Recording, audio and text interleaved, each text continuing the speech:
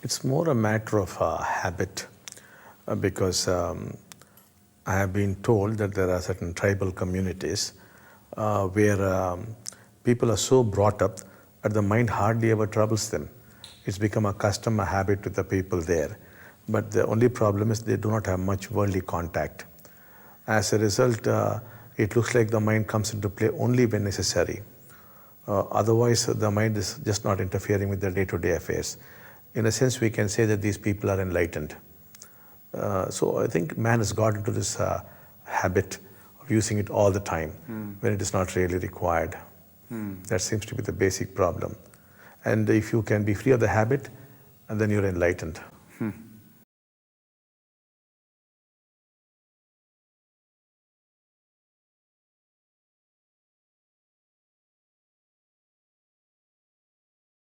Yes, here again, I would say to watch your own mind, that also is enlightenment.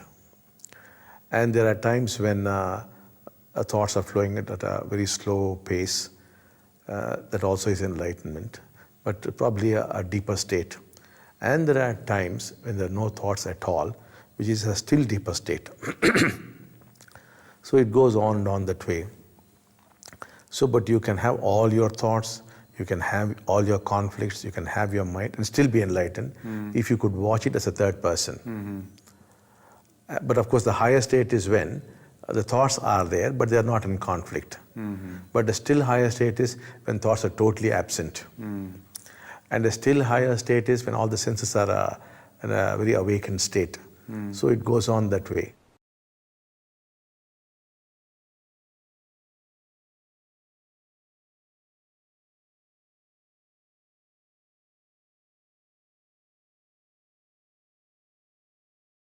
Yes, I would describe a human being who's not watching his own mind, but who has identified himself with the mind and is fully participating within the mind.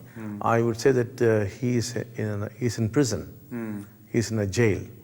And all his activities is merely decorating the jail, furnishing it with carpets, with air conditioners, with all other kind of gadgets, making his life very comfortable within the jail. Now, I am not opposed to this. And in fact, I do help people to decorate the jail. They come to me with desires for wealth, for car, for bungalows, for this, that, everything, for getting a beautiful girl to be married to. And I keep blessing them for all that. And that is merely decorating the prison. But that's also fine. But the fact is, however much you decorate it, it is still the prison. Yes.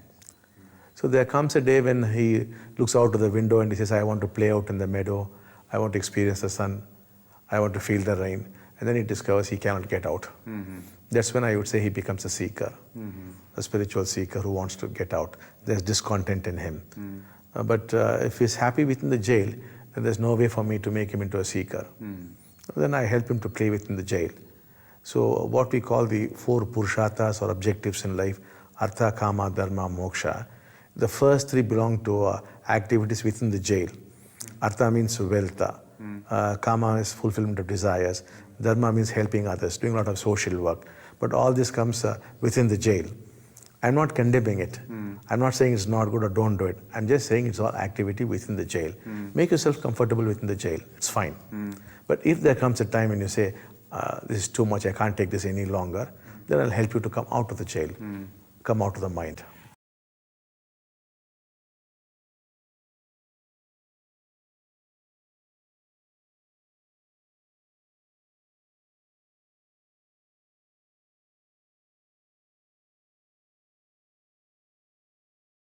There's absolutely no problem. Okay. But the thing is, suppose he's out of the mind Yes. and he wants a car, there's no problem with it.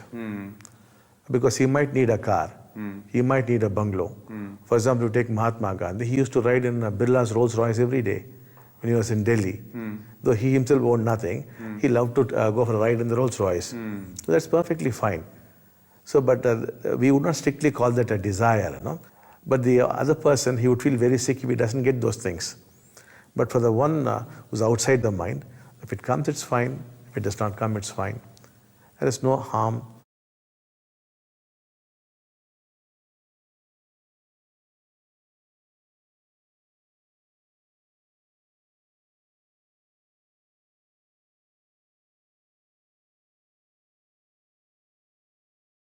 Yes. See, basically, you believe there is a controller there who's controlling your thoughts. Now, my stand is that there is no controller at all.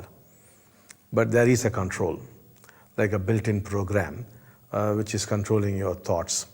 But there's no controller. Like your hair grows, you do not take any decision to make your hair grow. Your nails grow. Now, you are not playing any role in that. The digestive system keeps functioning. You keep breathing. In none of these activities, you have a role. So how come you have a role when it comes to your thoughts? So there's nobody there playing any role. There's no controller, but yet there's a control. Now, the moment you realize that there's no controller, it is not that you're going to lose control. The control is still there. So it will take care of all your activities. The only thing is you would be completely clear that there's nobody there inside who's controlling. That is the liberation we are talking about.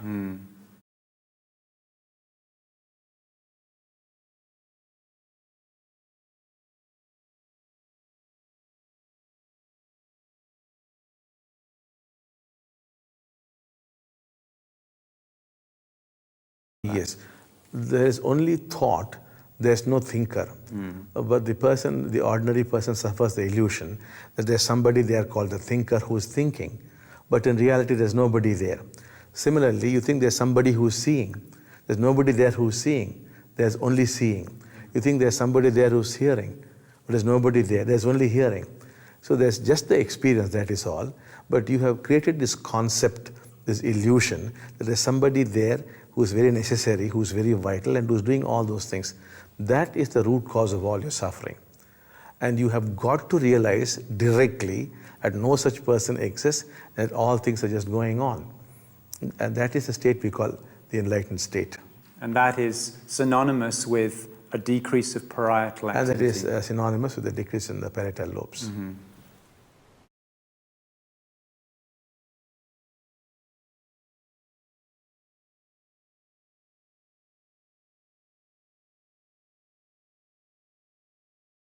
Thoughts would continue. There could be conflicting thoughts, Yes. and they do continue.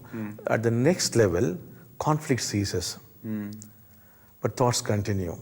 At a still higher level, thoughts also cease, and this is a never-ending journey. Let's focus in on the level of conflict ceases. Conflict ceases. What is the conflict? The conflict is between what and what? Yes, conflicts is between where you are and where you want to go. Right. You have a wife, you want her to be like this, that is your conflict. You are somebody and you want to become somebody else, that is the conflict. Now when I say conflict ceases, you accept things as they are. You have made friends with the situation, friends with your thoughts, friends with your anger, friends with your violence. Not that you become free of them. You no more struggle with them. You no more struggle to chain them. And that is what I mean when I say the absence of conflict. Not that conflict disappears, but you're made friends with it. Now, when you say made friends with violence, Yes. I'm assuming you don't mean that we're going to act violently to other people. Yes, the fact is the moment you accept that you're violent, the strangest thing is you cease to be violent. As long as you do not accept the fact that you are violent, you are violent. But when you can see violence, what happens is you can also see the danger that violence causes, the harm, the damage it causes, and nobody does that. So you have to accept the fact that there is violence in you, and you make friends with it, because violence is too powerful. There's nothing you could do against it. So you shake hands and say good morning and make friends with it. And strangely you find violence doesn't trouble you, because violence has been given due respect. So there's no problem. At a higher level, violence just leaves you. It vanishes.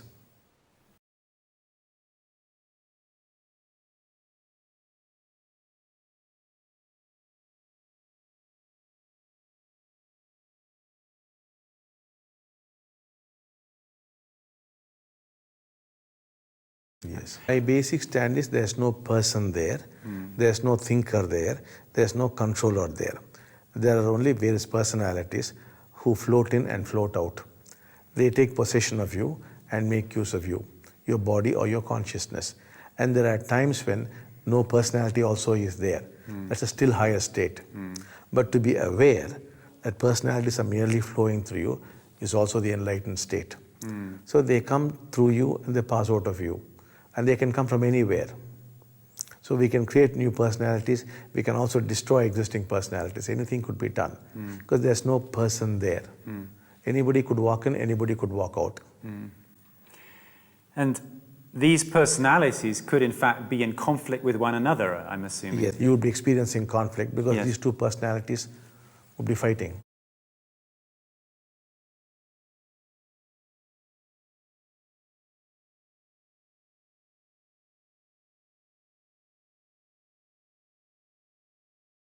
Yes. When the lobes do come down, what you realize is there is conflict going on between two or more personalities you are witnessing from outside the ring.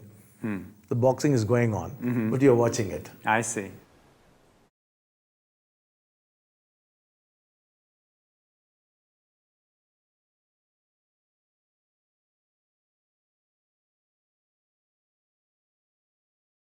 Just like the shirt that you're wearing is not really your shirt. You're not the one who tailored it. You're not the one who grew the cotton which went into it. In fact, the whole universe has gone into it, and still you call it your shirt. So thought has taken millions of years to evolve. It is there in the thought sphere, and we're just borrowing thoughts. So by no stretch of imagination could you call them your thoughts. Because you are not the creator, and it is so complex. A lot of things have gone into creating that thought, like your shirt, and you're merely wearing it. So that's all there is to it. How could it be your thought? Yes. Yes. You're not the designer, you're not the creator. Yes.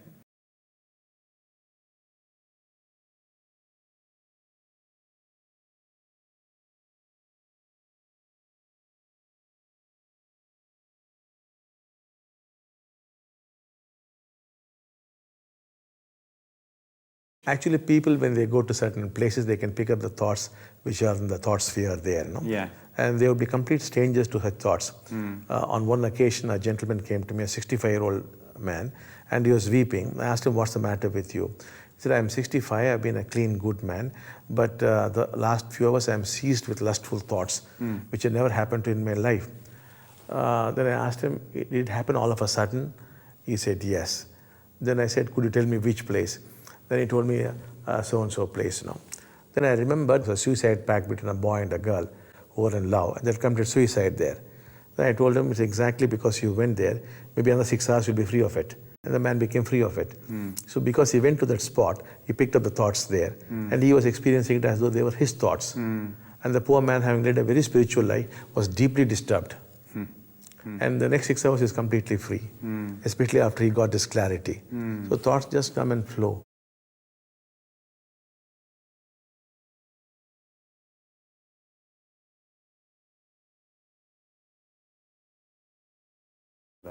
They could arise from the body also. Even if they arise from the body, they're still not your thoughts. They could arise from anywhere. They're all part of the collective Yes. mind.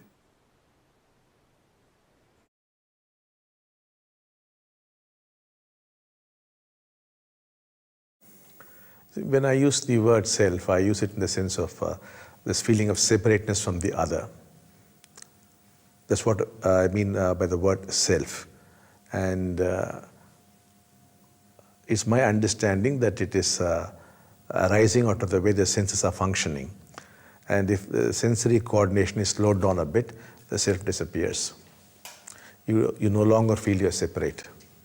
So it's actually an illusion, It's actually an illusion. The sense of separateness is an illusion. hallucination. Because in man's natural state, you cannot have this illusion, because that is not the truth. And man has acquired this illusion, and ever since he's been suffering. Ultimately, we can trace all the wars, the environmental degradation, and the poverty, everything back to this illusion.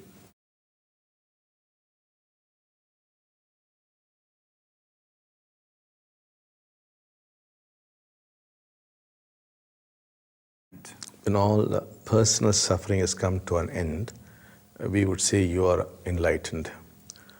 We, of course, make a difference between the enlightened state and enlightenment itself.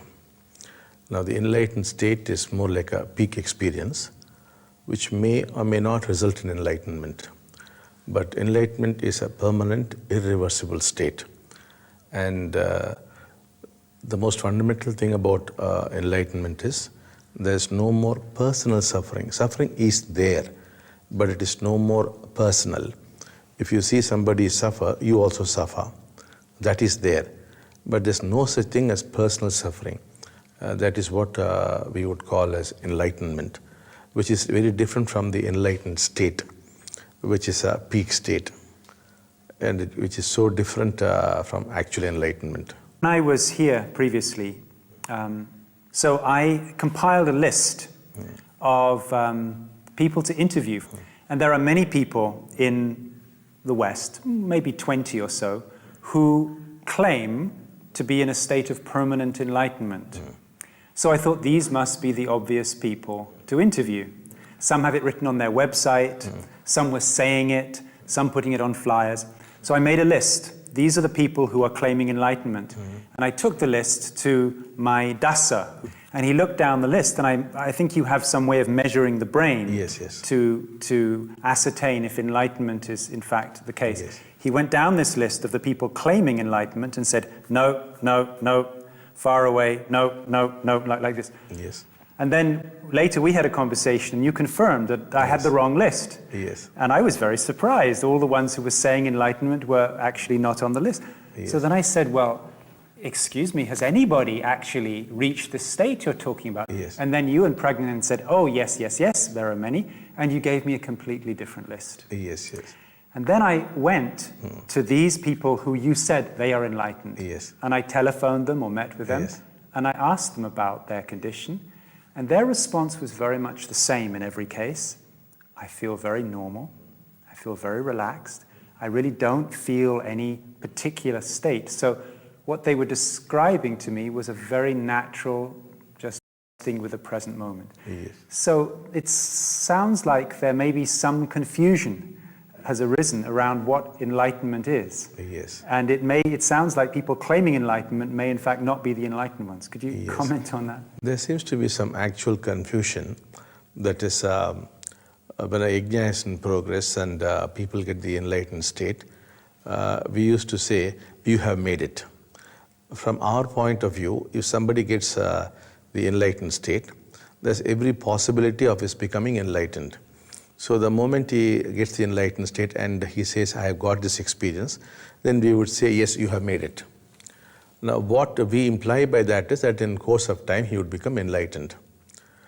Now, for many, it looks like it did not happen. They did not become enlightened. But the state itself is only temporary in nature. It goes away. But these people continue to believe that they are enlightened. So I wouldn't blame them for that. I would say there's a lot of confusion and we have to make things more clear.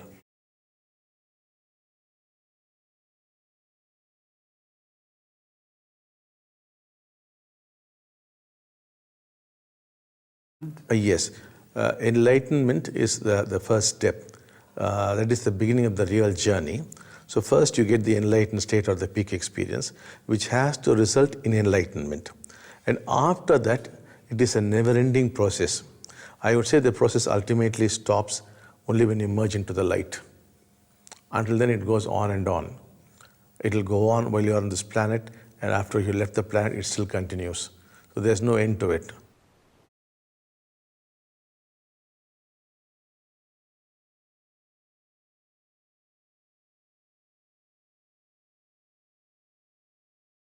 It has not changed over time, except that I've been giving different points of view. I've been making the description richer and richer to help people. It is not that the idea is evolving or some concepts have changed. It's not like that. But since there's only a short course there, we cannot talk about everything. So we have this habit of talking a little bit in this course, a little bit in the next course, a little bit this year, a little bit next year. So very often it has led to the impression as though the concept is being changed. Even now, whatever we have spoken to the public is probably less than 1% of what we are capable of speaking. But since there's just no time, and maybe we don't have to speak all those things, we are not speaking about it. But as people evolve, certainly we'll be speaking a lot more to help them.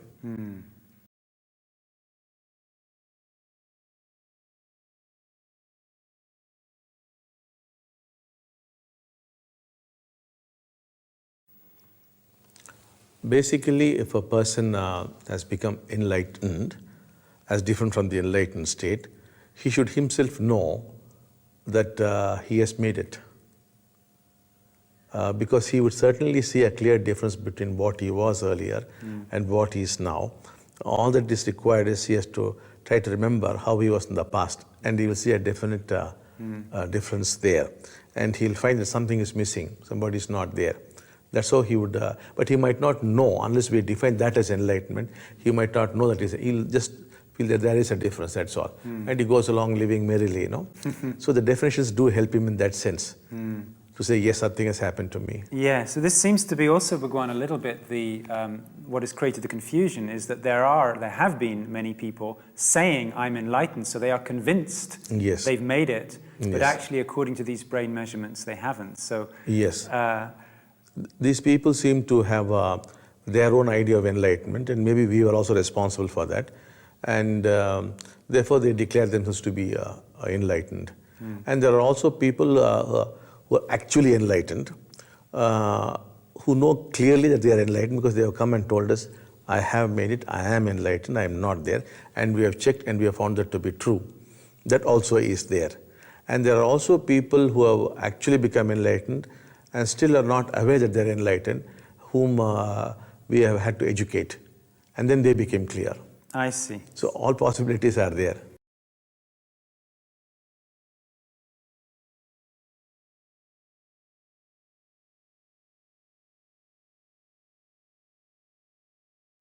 There's a huge variety of flavors. No two people are identical.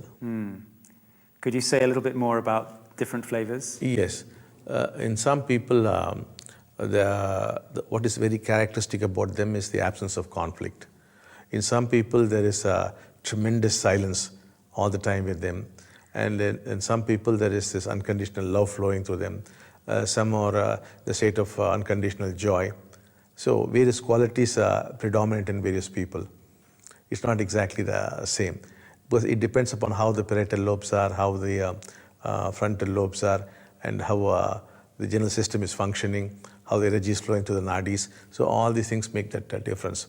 Some can be so ecstatic that they cannot even move around. And there are those who are running around in ecstasy. So all varieties are there.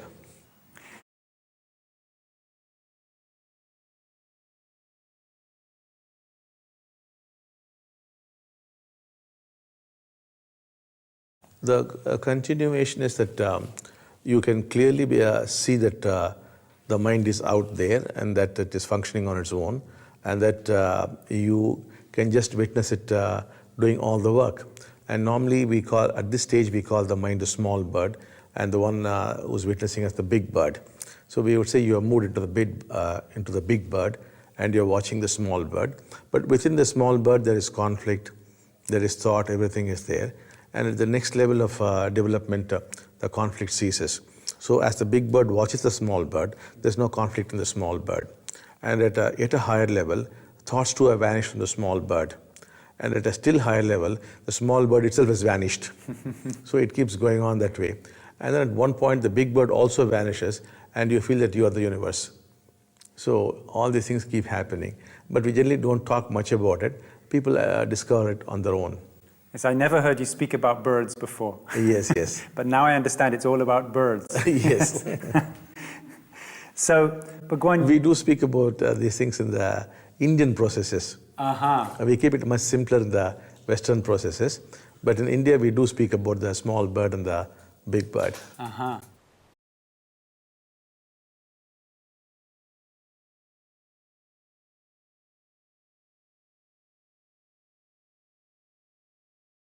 It is something different from enlightenment. Enlightenment is the basic realization that you don't actually exist. And there's no personal suffering. Because we talk about enlightenment in many different ways. But the commonest definition is there's an end to personal suffering and an end to the feeling that you exist as an individual. But God realization is something totally different, where you realize that there's an entity, a power, with which you could relate and you could get your things done. That is what we call God realization. And ultimately, you becoming that God yourself.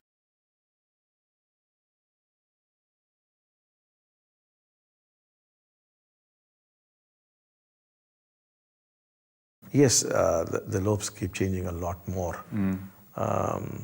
And as the lobes keep changing, ultimately there comes a point when you see that the God whom you're praying to, relating to, is but yourself.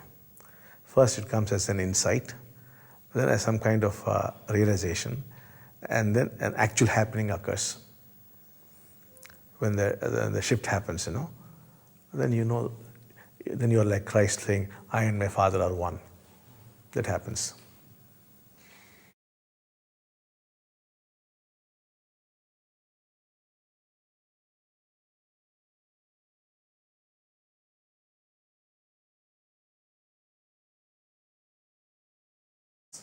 When you just say enlightenment, we might not call that as oneness. But as your enlightenment becomes deeper and deeper, you come to a point where actually you see that you are the other. That the other completely ceases to exist. That you and the other are actually one. That's when we would say you are in a state of oneness.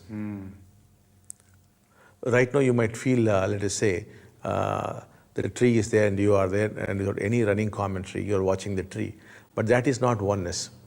The kind of oneness we are talking about is you actually experience the tree, as though you have become the tree. That's when we say you are into oneness. So just now, Bhagavan, we're sitting here together, having our interview, and you're seeing this Yes. tall, skinny fellow who's come. Yes. When you look, what do you see? See, I'm looking from the big bird, as well as sometimes from the small bird. When I am looking from the big bird, I'm watching the whole thing as though I'm an alien, and all these things are going on. And I also find that the small bird, it is aware that it is giving an interview, that somebody is questioning it, so it is trying to use its memory, its understanding, and it is trying to talk. But there's a big bird for which all this does not make any sense at all. And both are going on in a parallel fashion. So these are three stages then: enlightenment, God realization, Yes. and Becoming God. one with God, or the complete oneness, Yes, I see. the total oneness.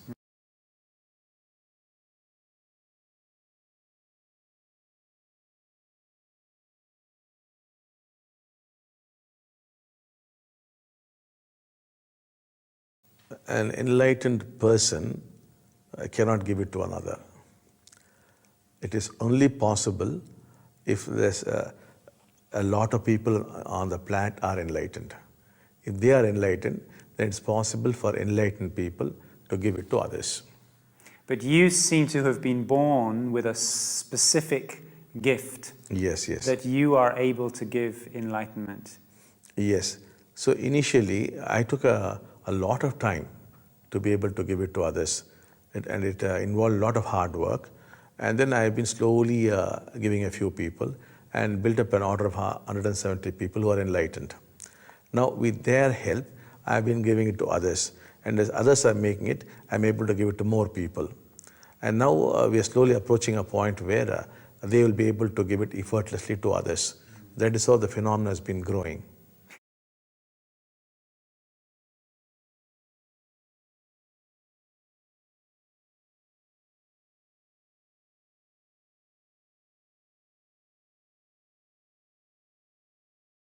Yes, because enlightenment, wherever it has happened, not because the person did this or did that.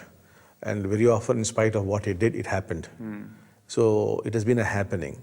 But I do believe that in ancient times, enlightenment was being given by the masters to their students. But somehow it was all lost. So I wouldn't say it's totally new, but I would say it's very, very ancient. Thereafter, what seems to have been happening was, it was just happening here and there across the planet. But now it seems to have come back, whereby it is possible to give it to another.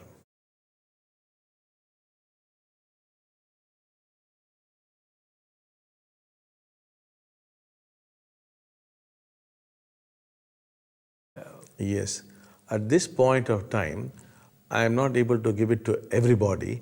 I am able to give it to a few people who are better prepared to receive it.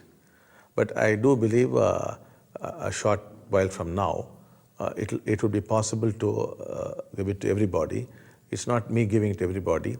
People who have made it would be giving it to everybody.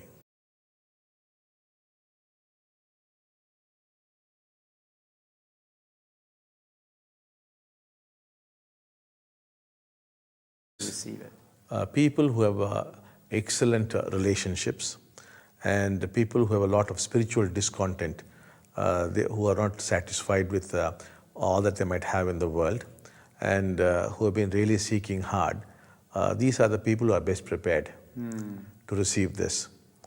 And it's easy for us to give it to them. But otherwise it's quite difficult even now. But as more and more people are making it, we find that even people who are less qualified are able to make it.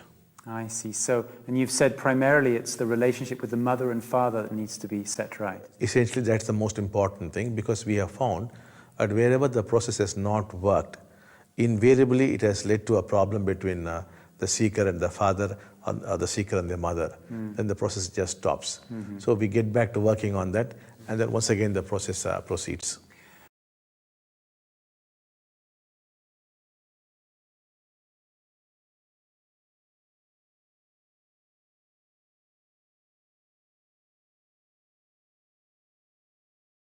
If the seeker has not abused his body, then it would be very, very helpful. If the seeker has been abusing his body too much, then also it becomes difficult. What do you mean by abusing the body? Abusing, in case he has drunk a lot, he has smoked a lot, he has used drugs. If he has done all these things, then it does become difficult.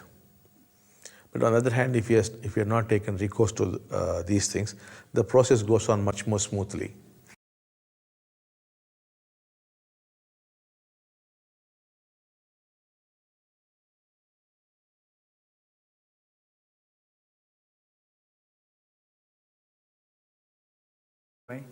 That also is quite a hindrance. If you're stressed out or if you're too much worried, then also it becomes a problem. But we do not complain against these things. We try to overcome these things. I see. Right. So,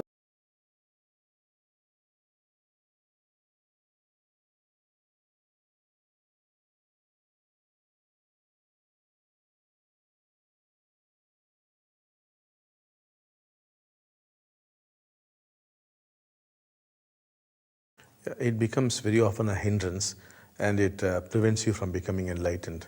So if only you could see the damage which this kind of seeking is causing, then that could be of help. But really you cannot be free of seeking.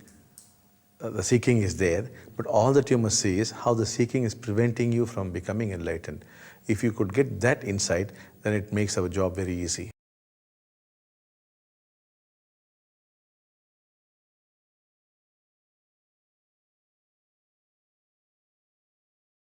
In fact, really there's nothing to do, But the problem is people have no idea about not doing anything. So they feel they must do something to get there. But that very effort is the self. They don't seem to realize that. They want to end the self, but the effort to end the self is the self. Somehow they must get the insight that that is the self. Then maybe suddenly it could stop. this is where there must be grace, isn't it? Yes, the grace comes in. It stops it for you. Yes.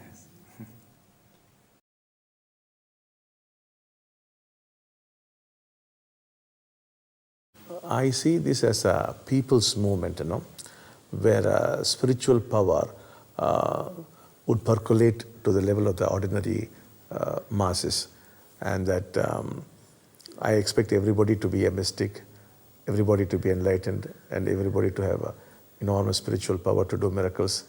So I believe that we'll be creating a world where there will be no spiritual hierarchy, where everybody is his own guru and everybody is his own Shishya. I think we're heading for that.